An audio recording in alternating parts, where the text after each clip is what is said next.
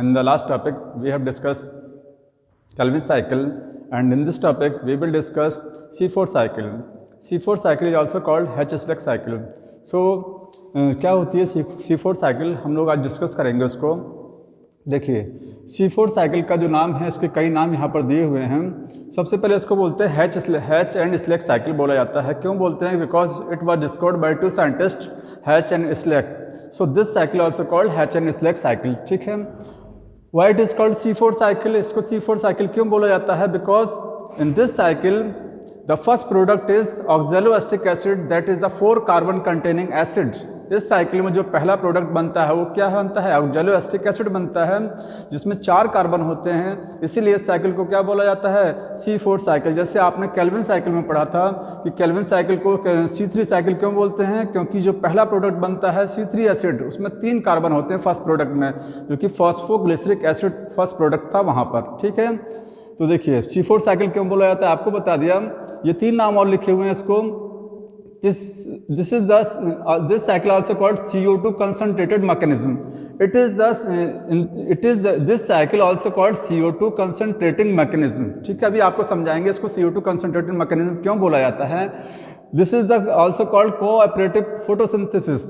इस साइकिल को हम लोग और क्या बोलते हैं? cooperative photosynthesis। क्यों बोला जाता है? Because in the C4 cycle, जैसे आपने C3 साइकिल पढ़ा था तो वहाँ पर पूरी साइकिल कहाँ ऑपरेट हो रही थी? Only in the mesophyll cell, मतलब एक ही सेल में, मीजोफिल सेल में ही सारी साइकिल, पूरी साइकिल ऑपरेट हो रही थी। लेकिन यहाँ पर जो C4 साइकिल चलती है, ये 2 टाइप की सेल्स में जाके कंप्लीट होती है। पहली सेल जो होती है, देखिए यहाँ पर ये मीजोफिल सेल है, this is the mesophyll cell. ये क्या है? Mesophyll cell. And another cell is the bundle sheath cell. ये है बंडल शीथ सेल।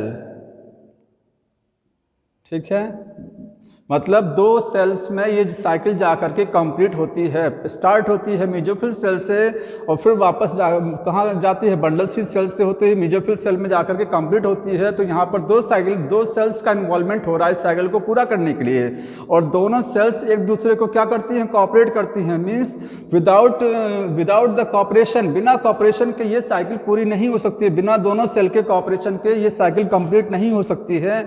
इसीलिए इसको क्या बोलते हैं? Cooperative photosynthesis. ठीक है, इस फोटोसिंथेसिस की इस साइकिल में 2 सेल्स एक दूसरे को क्या कर रही हैं? कोऑपरेट कर रही हैं। समझ में आया? Next is the di carboxylic acid cycle, और DCA साइकिल भी बोला जाता है इसको, because the first product which form oxaloacetic acid, जो पहला प्रोडक्ट बनता है ऑक्सैलोएसिटिक एसिड, उसमें कितना that contain the 2 carboxylic group. कितना कार्बोक्सिलिक ग्रुप होता है? उसमें 2 कार्बोक्सिलिक ग्रुप प्रेजेंट होते हैं, इसलिए इसको बोलते हैं डाई कार्बोक्सिलिक एसिड साइकिल और DCA साइकिल बोला जाता है। ठीक, तो आपको ये मैंने 3 ये नेम्स बता दिए कि इसको और किस किस नाम से इस साइकिल को हम लोग समझते हैं। ठीक है, अब देखिए इस साइकिल में ये साइकिल C4 साइकिल किस तरीके के प्लांट्स में ऑपरेट होती है। This cycle operates in those plants which present in those areas where less amount of the water और हाई टेम्परेचर प्रेजेंट। मीन्स ये साइकिल उन प्लांट्स में प्रेजेंट होती है जिन प्लांट्स को थोड़ा सा कम अमाउंट में वाटर की नीड पड़ती है और थोड़ा सा समथिंग हाई टेम्परेचर पर भी सर्वाइव करते हैं। ठीक है, फॉर एग्जांपल ये साइकिल कहाँ ऑपरेट होती है? This cycle operate in the sugarcane, मेज, साइप्रस, जो ग्रास होती है साइप्रस। ठीक है, शुगरकेन हुआ, मेज हुआ, साइप्रस हुआ, ये एग्जांपल्स हैं जहां पर C4 साइकिल ऑपरेट हो रही है। Means the tropical plants which are tropical in nature, उन प्लांट्स में साइकिल ऑपरेट होती है। और ये सब क्या है? These are the monocot plant, ये सब मोनोकोट हैं। तो mostly this cycle operate in the monocot plants. ये साइकिल मोस्टली कहाँ ऑपरेट होती है? मोनोकोट प्लांट्स में ऑपरेट होती है, जबकि केल्विन साइकिल जो ऑपरेट होती है ये हर तरीके के प्लांट में, मींस डाइकोट मोनोकोट दोनों में ऑपरेट हो सकती है। समझ में आ रहा है? तो यहाँ पर ये इंपॉर्टेंट क्वेश्चन है कि this cycle operate mostly in the monocot plant. ठीक है, आगे देखिए। अब जो C4 साइकिल होती है, इसमें जो प्लांट्स होते हैं उनका एक स्पेशल फीचर होता है। Means the plant contain a special feature. C4 cycle के जो प्लांट्स होते हैं, इनकी जो लीव्स होती हैं, ठीक है। C4 साइकिल के जो प्लांट्स होते हैं, जिस प्लांट में C4 साइकिल चलती है, उनकी जो लीव्स होती हैं that have the special features, उनमें एक स्पेशल फीचर प्रेजेंट होता है लीव्स में, जो कि C3 प्लांट में नहीं होता है। ठीक, अब वो फीचर क्या है? The leaves contain the Kranz anatomy. जो लीव्स की एनाटॉमी होती है उसमें उस एनाटॉमी को क्या बोलते हैं? Kranz anatomy. ठीक है, बहुत इंपॉर्टेंट क्वेश्चन है कि क्रेंज एनाटॉमी कहाँ होती है, तो आप कहाँ बताएंगे? इन द C4 प्लांट्स। जो C4 प्लांट्स होते हैं उनकी लीव्स में कौन सी एनाटॉमी होती है? Kranz anatomy. अब देखिए समझते हैं क्रेंज एनाटॉमी क्या होती है। The meaning of the Kranz, यहाँ पर क्रेंज का मतलब क्या है? The meaning of the Kranz is the ring और रीथ। रिंग और WREATH। क्रेंज का मतलब क्या होता है? रिंग, घेरा, या रीथ, उसको भी घेरा बोलते हैं। ठीक है, रिंग या रीथ, इसका रिंग या रीथ, उसको क्या बोला जाता है? क्रेंज बोलते हैं हम लोग। ठीक है, अब यहाँ पर रीथ और रिंग की क्या है यहाँ पर देखिए, तो जब आप C4 प्लांट की लीफ की एनाटॉमी देखेंगे, C4 प्लांट की जो लीफ की एनाटॉमी होती है, एनाटॉमी ऑफ द लीफ आपने पढ़ा होगा जो एनाटॉमी ऑफ फ्लोरिंग प्लांट्स में है।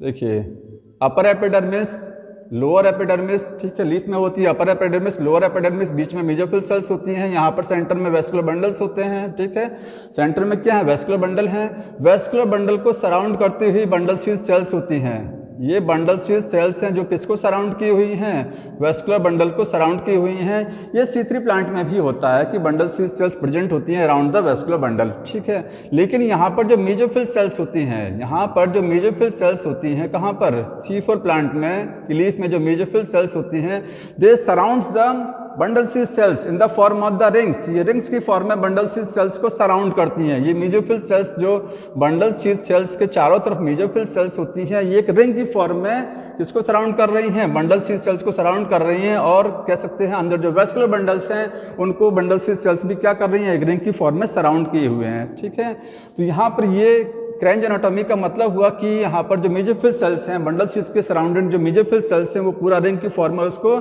चारों तरफ सब घेरे हुए हैं। ठीक है, ये होती है क्रेंज एनाटॉमी। अब देखिए, क्रेंज एनाटॉमी C4 प्लांट्स में होती है।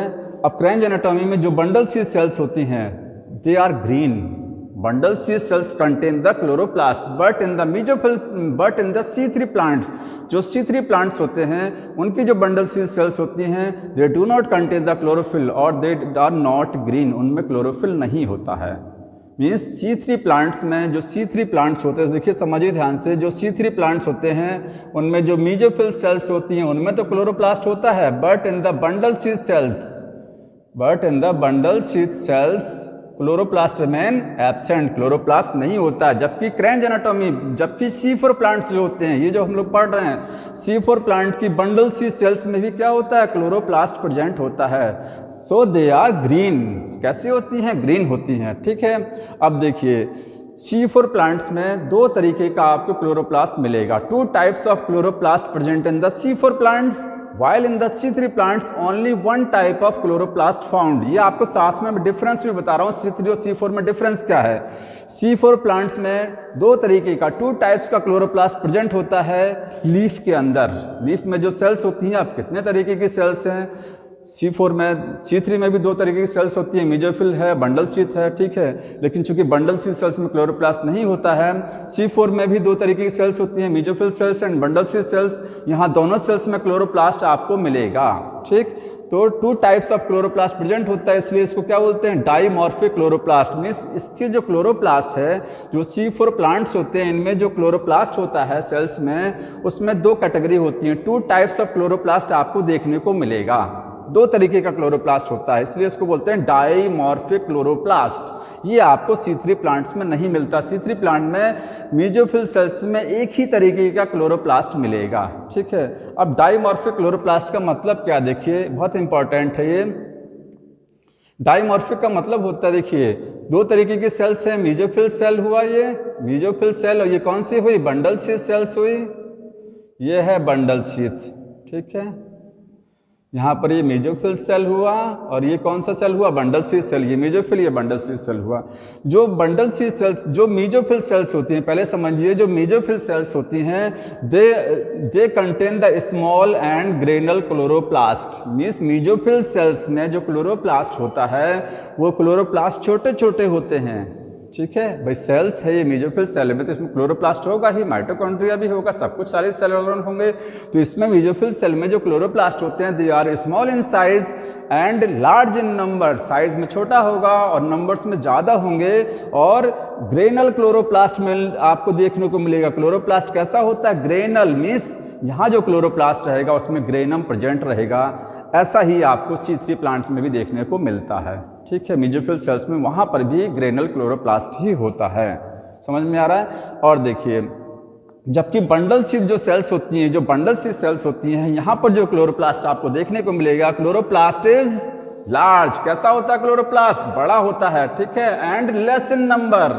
जब बड़ा होगा तो क्लोरोप्लास्ट, इसमें क्लोरोप्लास्ट बड़े होते हैं और संख्या में क्या होते हैं, कम होते हैं, लेस इन नंबर होते हैं। ठीक, और देखिए स्पेशल फीचर क्या है, ए ग्रेनल क्लोरोप्लास्ट, बहुत इंपॉर्टेंट, यही अक्सर क्वेश्चन में पूछा जाता है कंपटीशन में।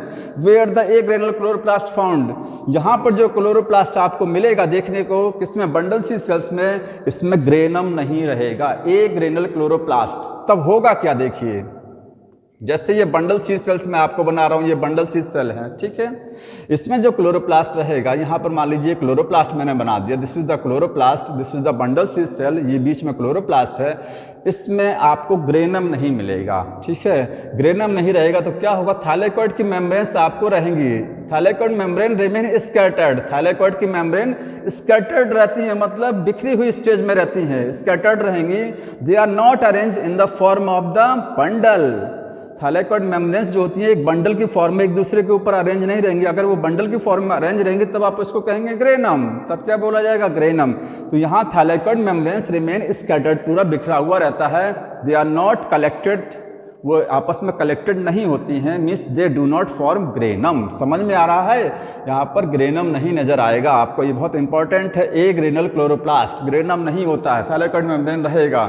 यहाँ पर थाइलेकोइड मेम्ब्रेन रहेगा लेकिन वो एक दूसरे के ऊपर अरेंज रहेंगी और ग्रेनम की फॉर्म में अरेंज रहेगी। ठीक है, अब देखिए आपको मैंने जब पिछले लेक्चर्स में आपको बताया था, फोटो सिस्टम पढ़ा रहे थे, तो फोटो सिस्टम फर्स्ट और सेकंड आपको बताया था कि फोटो सिस्टम फर्स्ट कहाँ होता है, फोटो सिस्टम सेकंड कहाँ होता है। आपको मैंने बोला था photo system second present in the appressed region. Photo system second कहाँ होता है, एप्रेस्ड रीजन। देखिए ये थाइलेकोइड की मेम्ब्रेन है, एक दूसरे के ऊपर लगी हुई है, जब एक दूसरे के ऊपर लगेंगी तो क्या बनेगा, ये ग्रेनम बनेगा। क्या बनेगा, ग्रेनम। ठीक, तो जब थाइलेकोइड की मेम्ब्रेन एक दूसरे के ऊपर अटैच हो जाएंगे तो यहाँ पर जो अप्रेस्ड रीजन आपको नजर आएगा, अप्रेस्ड का मतलब जो रीजन थाइलेकोइड मेम्ब्रेन जब आपस में जुड़ती है इस तरीके से, तो बीच में जो एरिया कांटेक्ट में आता है उसको क्या बोलते हैं, अप्रेस्ड रीजन बोला जाता है। ठीक, तो यहाँ पर आपको फोटो सिस्टम सेकंड रहेगा और नॉन अप्रेस्ड रीजन आपको बताया था जो एरिया थाइलेकोइड मेम्ब्रेन का फ्री होता है। फ्री का मतलब जो किसी के कांटेक्ट में नहीं होता। देखिए ये एरिया फ्री है, यहाँ से यहाँ तक का एरिया फ्री है, इसमें कोई थाइलेकोइड मेम्ब्रेन अटैच नहीं दूसरी। यहाँ पर कौन सा फोटो सिस्टम होगा, फर्स्ट होगा। तो जब ग्रेनम रहेगा, ध्यान से सुनिएगा, जब क्या होता है ग्रेनम, जब थाइलेकोइड मेम्ब्रेन पूरी ग्रेनम की फॉर्म में अटैच होती हैं तो वहाँ दोनों फोटो सिस्टम रहते हैं, PS1 एंड PS2, जैसा कि C3 प्लांट में होता है। ठीक है, तो यहाँ पर ग्रेनम चूंकि प्रेजेंट है तो दोनों फोटो सिस्टम रहेगा, PS1 एंड PS2। इस मेसोफिल सेल में दोनों फोटो सिस्टम रहेगा।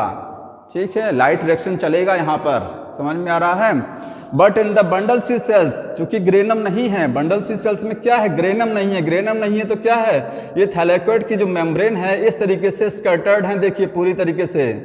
ठीक है, ये पूरा स्कैटर्ड है थाइलेकोइड की मेम्ब्रेन।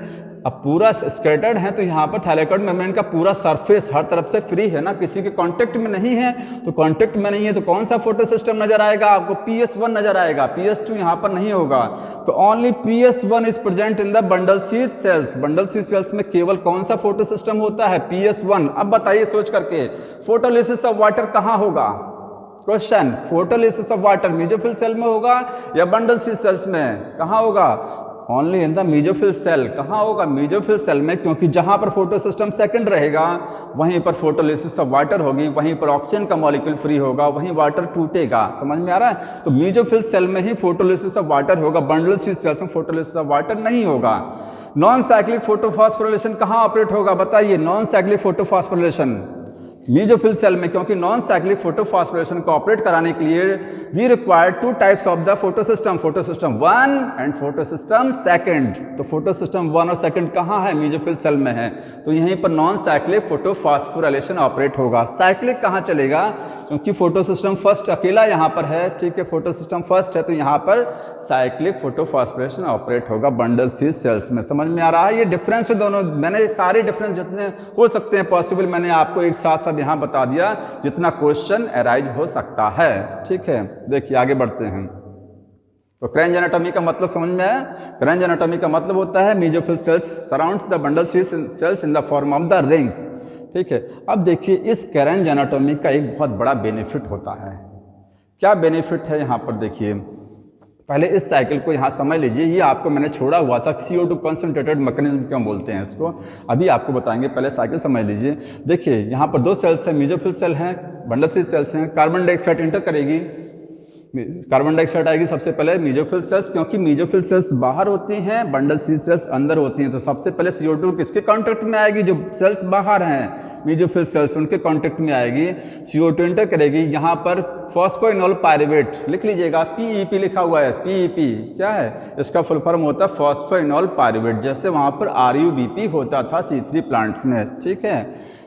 3 कार्बन है इसमें, PEP में ये जुड़ेगा, दोनों मिलेंगे, बनेगा OAA, इसको बोलते हैं ऑक्जेलो acetic acid. This is the C4 acid, 4 carbon containing acid है ये, C4 एसिड बोला जाता है इसको।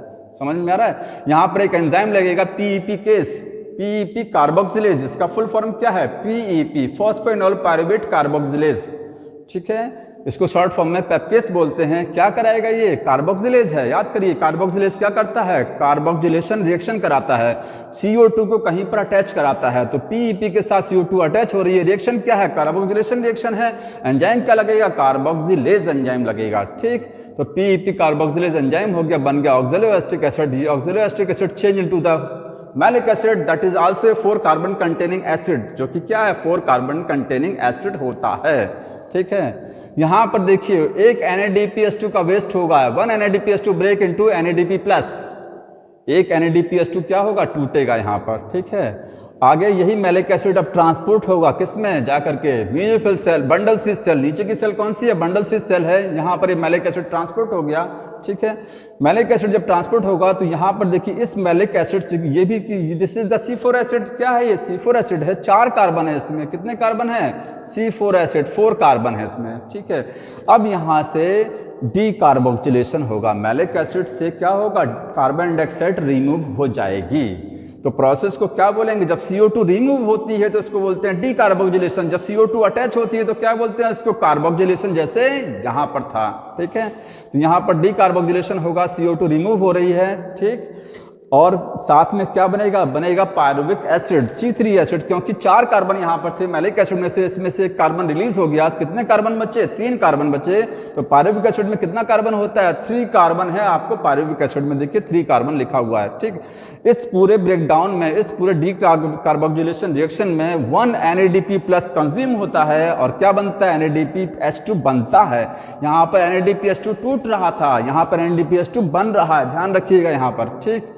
अब ये जो CO2 फ्री हुई है, this CO2 will enter into the Calvin cycle. ये कहाँ एंटर करेगी? केल्विन साइकिल में एंटर करेगी, ठीक है। केल्विन साइकिल कहाँ ऑपरेट हो रही है? आपको केल्विन साइकिल पिछले लेक्चर में पूरा बता चुके हैं किस तरीके से चलती है। तो ये केल्विन साइकिल में एंटर हो जाएगी, मीन्स केल्विन साइकिल में एंटर हो जाएगी, बनेगा ग्लूकोज। लास्ट में जाके क्या बनेगा? ग्लूकोज, जैसे वो साइकिल वहां पर ऑपरेट होती थी केल्विन साइकिल, ठीक। डिफरेंस देखिए यहाँ पर, फिर क्वेश्चन बनता है, डिफरेंस क्या है? In the C3 plant Calvin cycle operates in the mesophyll cell. Calvin cycle कहाँ चलती है? मीजोफिल सेल में चलती है। But in the C4 plant Calvin cycle operates in the bundle sheath cell. Note कर लीजिए, केल्विन साइकिल कहाँ चल रही है? बंडल सी सेल में चल रही है। ऐसा क्यों हो रहा है? बिकॉज केल्विन साइकिल को ऑपरेट कराने के लिए क्या चाहिए? हमको चाहिए RUBP चाहिए, RUBP चाहिए, CO2 चाहिए और रुबिस्को एंजाइम चाहिए। यही तो चाहिए ना ऑपरेट कराने के लिए, स्टार्टिंग इसी से होती है, ठीक। तो RUBP जो 5 कार्बन कंटेनिंग शुगर होती है और रुबिस्को जो एंजाइम है, ये आपको कहाँ मिलेगा? ये आपको C4 प्लांट्स में, आपको बंडल सी सेल्स में मिलेगा, ना कि मीजोफिल में। जबकि C3 प्लांट में ये चीज़ कहाँ थी, ये चीज़ थी मेसोफिल सेल्स में थी। समझ में आ रहा है। अब चूंकि रुबिस्को एंजाइम RUBP शुगर ये आपको बंडल सी सेल में मिलता है, CO2 देखिए फ्री ही हो रही है यहाँ पर, ये CO2 कंज्यूम हो जाएगी, तो ये तीन चीज़ मिल गया तो केल्विन साइकिल यहाँ ऑपरेट हो जा रहा है। ये इंपॉर्टेंट क्वेश्चन है कि रुबिस्को एंजाइम कहाँ होता है C4 प्लांट में, तो आप बताएंगे बंडल सी सेल्स में होता है। ठीक है, अब इससे पायरुविक एसिड बन गया, ये pyruvic acid will transport into the mesophyll cell, mesophyll cell में ट्रांसपोर्ट हो जाएगा, 3 कार्बन कंटेनिंग एसिड है ये। आगे ये pyruvic acid will regenerate to the PEP, phosphoenol pyruvate में ब्रेक डाउन कर जाएगा, किसमें चेंज हो जाएगा, फॉस्फोइनॉल पायरुवेट। जैसे वहां पर याद करिए फिर से, वहां पर RUBP का रीजनरेशन होता था, केल्विन साइकिल में RUBP रीजनरेट करती थी। समझ में आया। ऐसे यहाँ पर क्या है, पायरुविक एसिड से PEP फिर से रीजनरेट हो रहा है, इस प्रोसेस को क्या बोलते हैं, रीजनरेशन। ठीक, इसमें 2 ATP मॉलिक्यूल का कंजम्पशन होता है, 2 ATP molecule will break in this reaction. ठीक है, this was all about the C4 cycle. ये टोटली क्या है, ये C4 साइकिल है। ठीक है, अब देखिए यहाँ पर आपको हमको क्या बताना था, CO2 कंसंट्रेटेड मैकेनिज्म। ठीक है, मींस C4 प्लांट्स में क्यों क्रेंज एनाटॉमी होती है, what is the significance behind the Kranz anatomy in the C4 plant. समझते हैं कि क्या बेनिफिट है इस क्रेंज एनाटॉमी का, क्यों होती है क्रेंज एनाटॉमी C4 प्लांट में, इसलिए होती है। देखिए इसका बेनिफिट क्या है, द क्रेंज एनाटॉमी, नोट कर लीजिए जो मैं बोल रहा हूं, नोट करते जाइए। The Kranz anatomy, due to the Kranz anatomy the concentration of CO2 remain high in the bundle sheath cells. Bundle sheath cells में कंसंट्रेशन CO2 की क्या रहती है, हाई रहती है। नोट कर लीजिएगा, CO2 concentration high bundle sheath में किसकी वजह से रहती है, due to the Kranz anatomy. ठीक है, ऐसा क्यों होता है, देखिए क्योंकि यहाँ पर डायग्राम देखिए, ये बंडल शीथ सेल्स हैं। ठीक है, यहीं पर बंडल शीथ सेल्स में केल्विन साइकिल चल रही है। ये कौन सी सेल्स हैं, bundle sheath, bundle sheath sales हैं। यहीं पर कौन सी साइकिल चलेगी, केल्विन साइकिल इसी में चलेगी ना। ठीक है, ग्लूकोज कहाँ बनेगा, इसी में बनेगा, इसमें तो बनेगा नहीं। ठीक, इसको सराउंड करने वाली कौन सी सेल्स होती हैं, मेसोफिल सेल्स होती हैं। इसको सराउंडिंग जो सेल्स होती हैं एनाटॉमी में आप देखेंगे तो मेसोफिल सेल्स इसको क्या की हैं, सराउंड की हुई हैं। ठीक है, देखिए मेसोफिल सेल्स हैं, इसको रिंग की फॉर्म में पूरा सराउंड की हैं, इस तरीके से सराउंड कर देंगे। ठीक है, अब देखिए CO2 की कंसंट्रेशन बंडल शीथ में हाई कैसे रहती है, वो क्रेंज एनाटॉमी की वजह से रहती है, यही इसका सिग्निफिकेंस है। हाई कैसे होगा, मेसोफिल सेल है, ये मेसोफिल सेल्स में CO2 कंटिन्यूसली कंज्यूम हो रही है, कंज्यूम हो रही है। ठीक है, क्यों कंज्यूम हो रही है, क्योंकि एक जो एंजाइम लगा हुआ है PEP केस, पेपकेस जो एंजाइम है, the quality of this enzyme that this enzyme consume the CO2 even at very less concentration. ये एंजाइम CO2 को बहुत कम कंसंट्रेशन अगर इन्वायरमेंट में CO2 की रहेगी तब भी ये CO2 को कैप्चर कर लेगा, जबकि RUBP एंजाइम की ये खासियत नहीं है। RUBP के साथ क्या होता है, सॉरी रुबिस्को एंजाइम के साथ क्या होता है, जो रुबिस्को एंजाइम है, रुबिस्को एंजाइम के साथ क्या होता है, जब इन्वायरमेंट में O2 और CO2 का कंसंट्रेशन, ठीक है, इन्वायरमेंट में अगर CO2 कंसंट्रेशन कम हो जाएगी, अगर इन्वायरमेंट में CO2 कंसंट्रेशन कम हो जाएगी तो rubisco enzyme will start to bind with oxygen. वो किसके साथ बाइंड करना शुरू कर देगा, ऑक्सीजन के साथ। And the photo respiration process will start, एक प्रोसेस स्टार्ट हो जाएगा, इसको हम लोग आगे समझेंगे क्या बोलते हैं उसको, photo respiration. Means Rubisco enzyme क्या करता है, अगर CO2 की कंसंट्रेशन इन्वायरमेंट में घट जाती है, नॉर्मल से कम हो जाएगी ज़्यादा, तो वो केल्विन साइकिल को ऑपरेट नहीं कराएगा, वो फोटो रेस्पिरेशन शुरू कर देगा। मीन्स वो ऑक्सीजन के साथ बाइंड करना शुरू कर देगा, वो CO2 को का साथ छोड़ देगा। जबकि पेपकेस के साथ ऐसा नहीं होता, पेपकेस एंजाइम कितना भी CO2 कंसंट्रेशन कम हो जाए वो CO2 को अपने साथ बाइंड कराएगा। ठीक है, RUBP के साथ वो CO2 को बाइंड करा लेगा। ठीक है, अब देखिए जब CO2 बाइंड कर रही है तो ऑक्जेलो एसिटिक एसिड, मैलिक एसिड में ये CO2 कहाँ ट्रांसफर हो गई, ये मैलिक एसिड की फॉर्म में चेंज हो गई जाकर के, मैलिक एसिड में एक्यूमुलेट हो गया CO2। आखिर इसी CO2 से तो मैलिक एसिड बना हुआ है। ठीक है, मैलिक एसिड यहाँ पहुंचा, इसने CO2 को फ्री कर दिया। ठीक, तो क्योंकि पेपकेस होने की वजह से CO2 कंटिन्यूअसली ट्रांसफर हो रही है किसमें, बंडल शीथ सेल्स में। ठीक है, in the bundle sheath cells CO2 concentration high कैसे रहती है, because the CO2 continuously transfer from the mesophyll cells to the bundle sheath cells. Mesophyll cell से बंडल सी सेल्स में CO2 कंटिन्यूसली यहाँ पर ट्रांसफर हो रही है, मैलिक एसिड की फॉर्म में CO2 यहाँ पर ट्रांसफर हो रही है। देखिए यहाँ से CO2 फ्री हो रही है, तो कंटिन्यूसली यहाँ से ट्रांसफर हो रही है। एक रीजन ये भी है कि CO2 कंसंट्रेशन यहाँ हाई कैसे रहती है, समझ में आ रहा है। दूसरा देखिए, जो क्रेंज एनाटॉमी आपको बता रहे थे कि क्रेंज एनाटॉमी की वजह से क्या होता है, जो क्रेंज एनाटॉमी होती है तो इसमें जो C4 प्लांट्स होते हैं, C4 प्लांट्स, इनकी खासियत होती है कि जो बंडल सी सेल्स होती हैं, ये जो बंडल सी सेल्स हैं, दे आर थिक वॉल्ड। कैसी होती हैं? थिक वॉल्ड होती हैं। तो जब मेसोफिल सेल से CO2 कहाँ आ जाती है? बंडल सी सेल्स में जब CO2 एंटर कर जाएगी। C3 में ऐसा नहीं होता। देखिए C3 में कंटिन्यूस सप्लाई CO2 की नहीं होती है मेसोफिल सेल में। क्यों नहीं होती है? क्योंकि ये जो एंजाइम है रुबिस्ट को, इसी वजह से CO2 की कंटिन्यूस सप्लाई नहीं होती है, क्योंकि जैसे CO2 थोड़ा कम हुआ तो तुरंत वो O2 के साथ रुबिस्ट को बाइंड करना शुरू कर देगा, ठीक है, और CO2 का साथ छोड़ देगा। तो CO2 कंटिन्यूसली सप्लाई नहीं हो पाता C3 प्लांट में, जबकि C4 में क्या CO2 कंटिन्यूसली सप्लाई हो रही है, इसलिए CO2 कंसंट्रेशन बंडल C3 में ज़्यादा है। दूसरा आपको रीजन बता रहे थे कि बंडल सी जो सेल्स होती हैं, दे आर थिक वॉल्ड। ये कैसी होती है? थिक वॉल्ड होती है। जितना भी CO2 mesophyll cell bundle sheath cells में, जितना भी CO2 मेसोफिल सेल्स के थ्रू बंडल सी सेल्स में ट्रांसफर हो जाता है, वो CO2 वापस मेसोफिल सेल में ट्रांसफर नहीं होता है।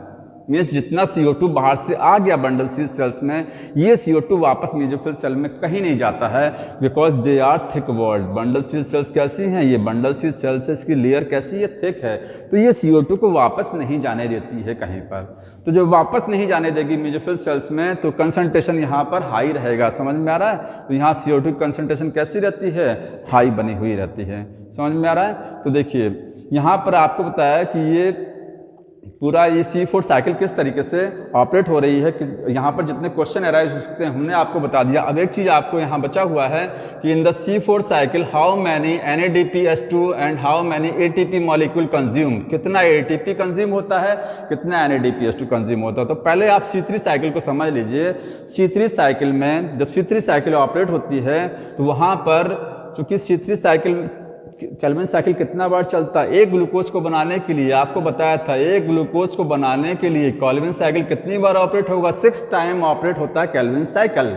और जब केल्विन साइकिल एक बार ऑपरेट होती है, 1 टाइम जब केल्विन साइकिल ऑपरेट होती है, तो टोटल NADPH2 कितना खर्च होता है? देखिए जब केल्विन साइकिल C3 साइकिल जब एक बार चलेगा, 1 टाइम जब ऑपरेट होगा, तो एक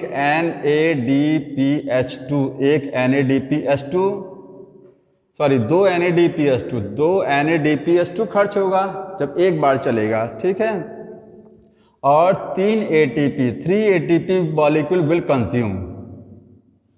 2 NADPH2 खर्च होगा जब एक बार चलेगा, और 3 ATP के मॉलिक्यूल वेस्ट होंगे जब केल्विन साइकिल 1 टाइम रन करेगी।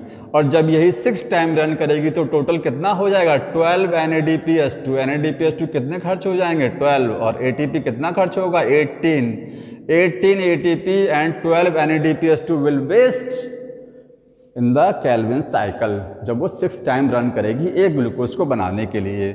C4 में क्या होता है? देखिए C4 में पहले यहाँ समझिए, ये जो NADPH2 यहाँ वेस्ट हो रहा था, यहाँ जो NADPH2 टूट रहा था, यहाँ NADPH2 बन रहा है। यहाँ पर NADPH2 वेस्ट हो रहा था तो यहाँ हो रहा है, बन रहा है, तो ओवरऑल बैलेंस हो जाएगा, बराबर हो जाएगा। यहाँ खर्च हो रहा है तो यहाँ बन रहा है। समझ में आए? तो इसको तो हटा देंगे, यहाँ पर इसको काउंट नहीं करेंगे। बचा क्या? यहाँ पर एक्स्ट्रा 2 ATP यहाँ खर्च हो रहे हैं इस रीजनरेशन में। ये पूरा रन किया, कितना ATP खर्च हुआ? 2 ATP खर्च हुआ। समझ में आ रहा है? 2 ATP खर्च हो रहा है, ठीक है। तो यहाँ पर 2 ATP खर्च हो रहा है, ये टोटल, ठीक। अब चूंकि ये प्रोसेस देखिए कितने NADPH2, यहाँ पर जब केल्विन साइकिल चली, तो सेम वही चीज़ कि केल्विन साइकिल जब ऑपरेट होगी तो 18 ATP और 12 NADPH2 खर्च होंगे, ठीक है। 18 ATP खर्च होगा और 12 NADPH2 खर्च होंगे। और जब ये 6 टाइम पूरा रन करेगा, 6, क्योंकि ग्लूकोज का मॉलिक्यूल कितना कार्बन डाइऑक्साइड, जब फोटोसिंथेसिस की आप जब रिएक्शन पढ़ते हैं, ठीक है, तो फोटोसिंथेसिस में देखिए 6 CO2 लिखा रहता है, 6 CO2 लिखा रहता है। तो यहाँ पर 1 CO2 का मॉलिक्यूल कंज्यूम हो रहा है, इस तरीके से पूरा ये सब बन रहा है। कितना ATP वेस्ट हो रहा है? 2 ATP, ठीक। और जब ये 6 CO2 प्लस 12H2, यही रिएक्शन होती है ना, 6 CO2 12H2 ग्लूकोज बनाता है, ठीक, फोटोसिंथेसिस में। तो 6 CO2 जब वेस्ट होगा तो ये 6 CO2 मीन्स एक कार्बन से एक कार्बन जब वेस्ट हो रहा है तो 2 ATP यहाँ कंज्यूम हो रहा है, जब 6 कार्बन वेस्ट होगा तो 12 ATP वेस्ट होगा, ठीक है। तो 12 ATP यहाँ वेस्ट होगा। तो यहाँ पर टोटली कितना वेस्ट हो रहा था, यहाँ पर टोटली हो रहा था 18 ATP एंड 12 NADPH2 वेस्ट हो रहा था। यहाँ पर क्या है 6 टाइम रन कर 6 टाइम होगा तो ये क्या होगा 12 ATP ये भी हो जाएगा, क्योंकि एक बार में 2 तो 6 कार्बन के लिए कितना हो जाएगा 12 ATP। तो इसमें हम 12 ATP और जोड़ देंगे। कितना ATP जोड़ देंगे 12।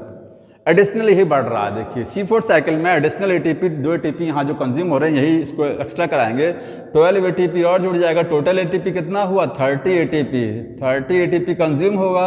NADPH2 कितना कंज्यूम होगा 12, क्योंकि सारा NADPH2 यही कंज्यूम होगा यहाँ पर। ये तो बैलेंस हो गया, ये दोनों क्या हो गया बैलेंस हो गया। यहाँ पर जो केल्विन साइकिल चलेगी उसमें 12 NADPH2 खर्च होंगे, ठीक है।